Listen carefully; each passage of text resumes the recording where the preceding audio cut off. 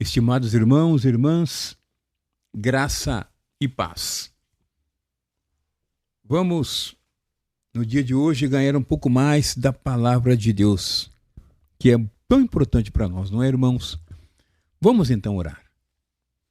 Senhor, agradecemos, te louvamos, temos mais uma chance, mais uma oportunidade e temos o privilégio de, como filhos, ouvir a tua palavra, Senhor. Mas como nós temos falado, Senhor, não queremos que isso fique apenas e tão somente para nós. Queremos ouvir a palavra, ruminá-la, torná-la a nossa constituição, a fim de que isso se torne alimento e testemunho para também transmitirmos às outras pessoas que estão esperando, Senhor, por nós, para receberem uma oração, uma ajuda, uma direção. Então, usa-nos, Senhor, como os teus canais nesta terra. Estamos na igreja, o Senhor conferiu autoridade à igreja, Senhor, para ligar e desligar, para atar e desatar. Então, o que nós queremos, Senhor, é cumprir essa tarefa, essa incumbência, essa responsabilidade, Senhor. Ajude-nos a seguir, faça-nos pessoas adequadas, Senhor, pessoas que querem te servir de maneira correta, Senhor. Não pelo certo e pelo errado, mas pelo Espírito, pela vida. Esse é o grande desejo do teu coração e deve ser também o nosso anelo. É tomar a cruz, Senhor, não é fácil, mas é isso que deve ser feito. Seguir o Senhor. É claro, isso só fazemos quando negamos a nós mesmos. Quando negamos a nós mesmos, nós tomamos a cruz e te seguimos. Portanto, muito obrigado, Senhor, por mais uma vez o Senhor nos dá uma palavra séria, diretiva, uma palavra que vem nos curar. Obrigado, Senhor. Amém. Estimados santos, chegamos então a mais um tópico, mas um subtítulo que é tomar a cruz e seguir o Senhor. Então nós leremos Mateus 16, 24, versículo igualmente conhecido. Disse Jesus a seus discípulos: se alguém quer vir após mim, a si mesmo se negue, tome a sua cruz e siga-me. Irmãos, nós já vimos várias vezes em comunhões passadas que em Cesareia de Filipe o Senhor Jesus fez grandes revelações aos discípulos sobre Cristo e a igreja, certo? Ali no monte, ele também revelou que era necessário seguir para Jerusalém e sofrer muitas coisas dos anciãos, dos principais sacerdotes e dos escribas, para depois então ser morto e ressuscitado. Por não entender as palavras do Senhor Jesus, especialmente sobre sua morte e ressurreição, Pedro o reprovou. Olha o que diz no capítulo 16, então, versos 22 e 23. Ouça com atenção. E Pedro, chamando-o à parte, começou a reprová-lo, dizendo: tem compaixão de ti, Senhor, isso de modo algum te acontecerá. Mas Jesus, voltando-se, disse a Pedro: arreda, Satanás. Tu és para mim pedra de tropeço, porque não cogitas das coisas de Deus, e sim das dos homens. Estimados irmãos, queridas irmãs, esse mesmo homem que foi usado por Deus Pai para revelar que Cristo é o mistério de Deus, também foi usado por Satanás no instante seguinte. Irmãos, no mesmo capítulo, coisa interessante, verso 16, 17, ali nós vemos pegando uma revelação maravilhosa, mas versículos depois nós já vemos Pedro sendo usado pelo diabo. Isso é terrível, não é, irmãos? Pedro é nosso maior representante. Há momentos em que somos tão inspirados por Deus, como pela manhã ler a Bíblia e ler o nosso devocional, ler o alimento diário, sentimos-nos cheios do Espírito e falamos por Deus. Mais tarde, talvez diante de alguma contrariedade, deixamos de viver no Espírito e de depender do Senhor e de nossa boca saem palavras que não procedem de Deus. Quando digo mais tarde, às vezes sai da oração e de repente qualquer coisa já estouramos, não é, irmãos? Parece que perdemos o domínio próprio, que é um dos aspectos do fruto do Espírito. Assim como Pedro, fomos usados por Satanás, irmãos, isso é terrível. Essa grande dificuldade precisa ser vencida para o Senhor, então, completar a edificação da igreja. E aí uma pergunta: como vencer? Não há outro meio, irmãos, senão seguindo o Senhor.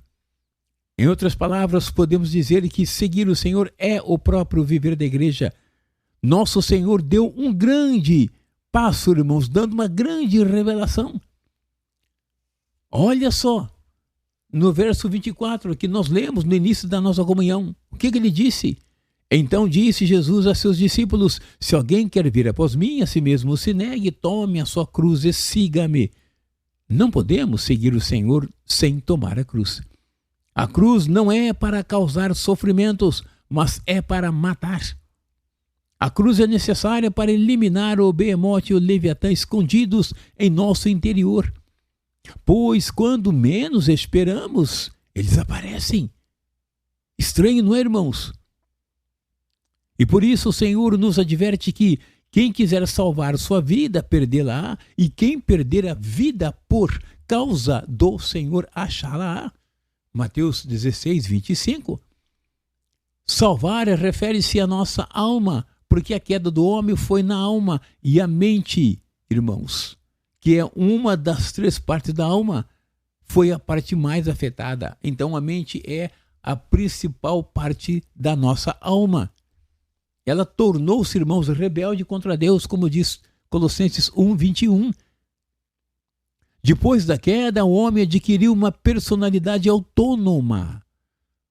No Jardim do Éden, Deus tinha preparado todo o ambiente para o homem viver. Ele não precisava se preocupar com nada, porque Deus era tudo para ele. E é verdade. Havia árvores agradáveis à vista e boas para alimento. Não era preciso plantar ou colher, pois tudo era fornecido por Deus. Coisa linda, irmãos, coisa maravilhosa. Mas quando a serpente conversou com Eva, tendo estabelecido um diálogo, este é o grande problema, irmãos. Não podemos ficar dialogando com Satanás, com vozes estranhas, dar ouvidos a coisas que não são pertinentes a Deus, e a edificação da igreja é um grande perigo. Satanás abriu caminho para o pecado, para que o pecado entrasse e fosse instalado no homem. Irmãos, estabelecer diálogo com Satanás é algo, eu diria, um suicídio. Devemos ser cautelosos em não dialogar com o inimigo de Deus, porque Satanás sempre espreita, irmãos, uma ocasião para atuar em nossa mente. Quando Satanás se aproximou de Eva, perguntando, olhem só, irmãos, é assim que Deus disse: não comereis de toda a árvore do jardim? Olha só, irmãos, que pergunta sutil. Isso está em Gênesis capítulo 3, versículo 1, a parte B. E ela respondeu. Quando ela respondeu, irmãos, ela abriu ao inimigo uma brecha para atuar em sua mente, porque toda pergunta exige uma resposta, e quando nós respondemos, tem outra pergunta pronta ali para ser disparada. Irmãos, nós devemos fechar as portas ao inimigo. O lugar aonde ele mais atua é exatamente a nossa mente. É na nossa mente que nós temos muitos projetos terríveis, irmãos, de maledicência, de malignidade, de homicídio, de suicídio, de guerras. Irmãos, isso é terrível. Esse é o lugar que ele mais atua. Essa é a parte que foi mais danificada e é a mais difícil de ser salva. Sabemos que o espírito humano estava amortecido, mas hoje basta invocar: ó Senhor Jesus, que Deus instantaneamente vivifica o nosso espírito. O nosso corpo não é problema para Deus, porque quando Jesus voltar, num piscar de olhos, Ele nos dará um novo corpo, sem defeitos, ressurreto, cheio de glória. Aleluia! É só conferir ali em 1 Coríntios capítulo 15, certo? Ali, a partir do versículo 46, 47, nós vamos ver ali que vai ser muito rápido. Também Filipenses capítulo 3, versículo 21, teremos um corpo glorioso. E também em 1 João capítulo 3, versículos 1 e 2, seremos bem diferentes, irmão, do que nós somos hoje. O Senhor pode fazer isso, irmãos. Nosso corpo vai ser mudado, com certeza. Nosso corpo será cheio de glória. O maior entrave a Deus está em nossa alma, mas Ele quer salvar o homem por completo e não a deixará de fora. Não vai deixar de fora. E por isso o Senhor trabalha mais em nossa alma, principalmente na mente, que é sua parte líder. Devemos então colocar a mente no espírito, porque a mente, irmãos, posta na carne é morte, mas a mente posta no espírito é vida e paz, como diz Romanos 8:6. Esse é o processo que o Senhor está fazendo conosco, conforme vemos no final do capítulo 16 de Mateus. E por fim, irmãos, quando o Senhor completar a edificação da igreja, quando a etapa de salvar nossa alma for completada, virá então a manifestação do reino dos céus, mencionada no capítulo 17 de Mateus, quando ele levou ali 3 dos seus discípulos mais íntimos para o pico do Monte Hermon e se transfigurou diante deles. Irmãos, essa manifestação é prefigurada pela transfiguração do Senhor Jesus. Naquele alto monte o Senhor levou somente Pedro, João e Tiago, os principais, e eles viram o Senhor Jesus na glória. Os demais não tiveram esse privilégio, mas graças ao Senhor a era mudou. E essa glorificação ficou registrada para nós também. Vamos, irmãos, tomar a cruz e seguir o Senhor absolutamente. É belo, não é, irmãos? É maravilhoso, não é? Isso realmente leva-nos para o alto, para outro ambiente, para outra esfera. É por isso que o caminho para nós vivermos tal vida é passar pela cruz. Sabemos que a glorificação no monte, no capítulo 17, veio após o capítulo 16 do Senhor mostrar à igreja a edificação e mostrar a maneira de segui-lo, que é negar a nós mesmos, tomar a cruz e então ir aonde vai o Senhor. Irmãos, negar a nós mesmos é abrir mão da nossa vida da alma, da nossa preferência, daquilo que nós gostamos, e a nossa vida natural. Lucas capítulo 9, versículo 24, também fala da nossa vida da alma. E em Mateus, aqui no capítulo 16, versículo 25, também fala da vida. Vida aqui é, no grego, psique, é alma mesmo. Então a cruz, irmãos, não é apenas um sofrimento, mas ela nos levará à morte, com certeza. Ela vem matar e, por fim, irmãos, a nossa vida. O que a cruz faz? Do modo prático, ela mata e põe fim à vida do criminoso, não é isso? Cristo, irmãos, primeiramente ele carregou a cruz e depois foi crucificado nela. É verdade, irmãos, ele não era assassino, nem era criminoso, mas ele foi ali, irmãos, pregado naquela cruz como se fosse um criminoso. A cruz não era para ele, era para nós. Mas ele tomou-a em nosso lugar e devemos segui-lo, tomando o mesmo caminho. Nós, irmãos, que somos cristãos, nós fomos crucificados com ele e agora nós estamos tomando a cruz. Isso parece estranho, mas é verdade. Quando Cristo foi à cruz, fomos com ele crucificados. Isso é um fato na história que nós cremos e tornou-se a nossa realidade, a nossa experiência. E agora estamos tomando a cruz, carregando a cruz.